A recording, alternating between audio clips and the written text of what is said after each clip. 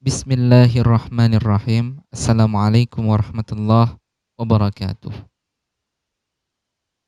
Qiraah as-sab'ah. Bukan cuma satu atau dua, akan tetapi banyak hadis menjelaskan bahwa Al-Quran diturunkan dalam macam-macam bacaan yang populer dengan sebutan 7 ahruf, sab'ah ahruf. Para ulama berselisih pendapat tentang arti ahruf as-sab'ah dalam hadis. Terlepas dari perdebatan para ulama dalam menafsirkan kata ahruf, pada masa awal Al-Quran diturunkan, bacaan Al-Quran memang diturunkan dengan satu ahruf saja, dengan satu huruf saja. Oleh karenanya Rasulullah SAW mendesak malaikat Jibril agar ditambah lagi, supaya umatnya dapat memilih bacaan yang mudah dalam membaca Al-Quran. Jibril pun meluluskan permintaan Rasulullah hingga 7 huruf. Ini dapat diketahui melalui penjelasan hadis. An Ibni Abbas radhiyallahu anhuma anna Rasulullah sallallahu alaihi wasallam qaal Aqra'ani Jibril alaihi salam ala harfin faraja'tuhu falam azal astaziduhu fayaziduni hatta intaha ila sab'ati ahrufin. Diterima dari Ibnu Abbas radhiyallahu anhu bahwasanya Rasulullah sallallahu alaihi wasallam bersabda, Jibril telah membacakan Al-Quran kepadaku satu huruf, maka aku minta kepadanya untuk ditinjau kembali. Selanjutnya aku juga selalu meminta kepadanya agar ditambah, sehingga ia menampahkan sampai 7 huruf. Hadis yang diriwayatkan oleh Al-Bukhari dan Muslim.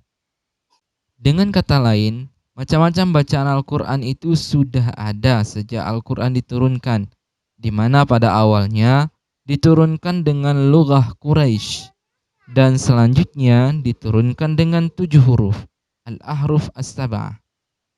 Pada masa Rasulullah sallallahu alaihi wasallam, macam-macam bacaan tersebut telah mantap dan tuntas dan diajarkan kepada para sahabat sebagaimana yang diterima dari Jibril alaihissalam. Artinya Rasulullah sallallahu alaihi wasallam mengajarkan Al-Quran kepada para sahabatnya dengan bacaan yang berbeda sesuai dengan apa yang mudah bagi mereka. Boleh jadi ragam bacaan yang mereka terima menimbulkan perselisihan di antara para sahabat. Lalu Nabi menyelesaikan perbedaan itu dengan mengatakan bahwa Al-Quran diturunkan dengan berbagai macam versi bacaan. Seiring berjalannya waktu setelah Rasulullah SAW wafat, ragam bacaan di kalangan umat Islam tentulah makin tersebar ke berbagai wilayah. Pada zaman kekhilafahan Abu Bakar Siddiq, Al-Quran dibukukan ke dalam suhuf Abu Bakar. Kemudian pada zaman Khalifah Utsman bin Affan, ada yang kita kenal dengan istilah Masahif Utsmaniyah. Dan Khilafah Utsman dari Musahif Utsmaniyah ini dikirimlah ke beberapa wilayah, masing-masing sebuah mushaf untuk dijadikan mushaf induk. Di dalam pelaksanaan pengiriman tersebut disertakan pula seorang qari yang qiraatnya sesuai dengan mushaf yang dikirimkan ke wilayah tujuan. Mereka terdiri dari sahabat-sahabat yang tahu bagaimana Rasulullah membaca Al-Quran.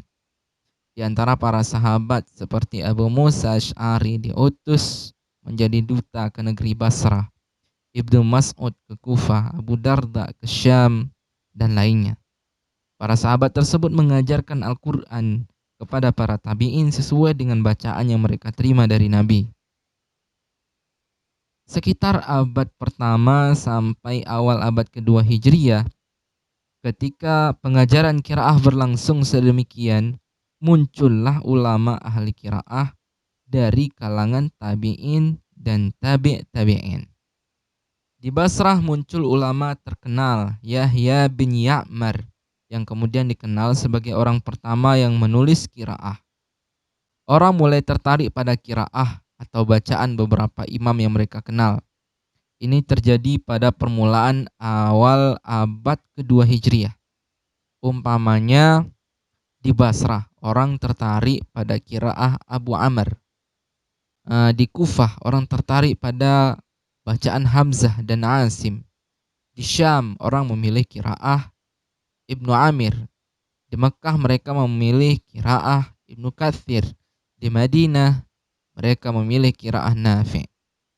Akhir abad ketiga Hijrah barulah muncul Ibnu Mujahid yang mencetuskan istilah qiraah sab'ah atau qiraah 7, yaitu 7 macam bacaan yang dipopulerkan oleh 7 imam qiraah. Dan di sini Ibnu Mujahid menetapkan nama Kisai, salah seorang ahli qiraah dari Kufah, dan meniadakan nama Ya'qub dari kelompok qari tersebut. Maka mulai saat itulah awal mula muncul sebutan qiraah as-sab'ah. Ide qiraah sab'ah menurut Ibnu Mujahid ini pada dasarnya menguatkan 3 syarat utama dalam kaidah qiraah yang sahih. Yaitu yang pertama, qiraah itu harus sahih sanadnya, yaitu bersambung atau bersumber dari rawi-rawi yang fiqah dengan mata rantai sampai kepada Rasulullah SAW. Kemudian yang kedua, qiraah tersebut sesuai dengan kaidah bahasa Arab. Syarat ini tidak berlaku sepenuhnya sebab ada sebagian kecil bacaan yang tidak sesuai dengan tata bahasa Arab. Namun karena sanadnya sahih dan mutawatir, maka qiraahnya dianggap sahih.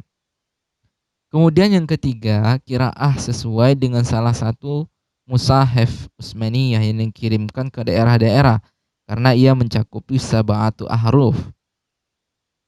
Istilah qiraah sab'ah menjadi semakin kokoh dan masyhur dengan munculnya kitab At-Taisir karya Abu Amr Ad-Dani. Yang menonjol dari kitab ini adalah penyederhanaan rawi dari setiap imam dengan hanya 2 perawi, padahal sebagaimana diketahui bahwa perawi setiap imam biasanya berjumlah puluhan bahkan ratusan. Nah, ini mungkin penyederhanaannya bisa teman-teman simak ya. Periwayat imam 7 yang masyhur. Yang pertama,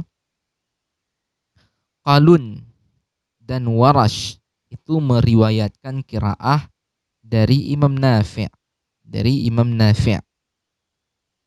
Nah, yang kedua, Kumbul dan Al-Bazzi itu meriwayatkan qiraah dari Imam Ibnu Katsir. Kemudian yang ketiga, Ad-Duri dan As-Susi itu meriwayatkan qiraah dari Imam Abu Amr. Hisham dan Ibnu Zakwan itu meriwayatkan qiraah dari Imam Ibnu Amir. Syu'bah dan Hafaz itu meriwayatkan qiraah dari Imam Asim. Khalaf dan Khalad itu meriwayatkan qiraah dari Imam Hamzah. Abu Al-Harith dan Duri Al-Kisai itu meriwayatkan qiraah dari Imam Kisai. Penyederhanaan rawi ini sangat bermanfaat untuk memudahkan mempelajari ilmu qiraah. Apalagi para perawi yang terpilih telah diakui kredibilitasnya dalam bidang qiraah oleh para ulama sezamannya. Di Indonesia sebelum tahun 70-an, qiraah sab'ah tentunya termasuk qiraah Ibnu Katsir boleh dikatakan sebagai bacaan Al-Quran yang masih asing di telinga masyarakat Islam, apalagi dalam bentuk kajian ilmiah. Namun sejak dekade tahun 70-an, qiraah sab'ah mulai dikenal dan berkembang pesat di bumi Nusantara. Hal ini boleh jadi tersemangati dengan adanya tausiah dari Majmu'atul Buhuts Al-Azhar pada tanggal 20 sampai 27 April 1971 tentang pelestarian dan penyelenggaraan kajian ragam qiraah yang mutawatirah.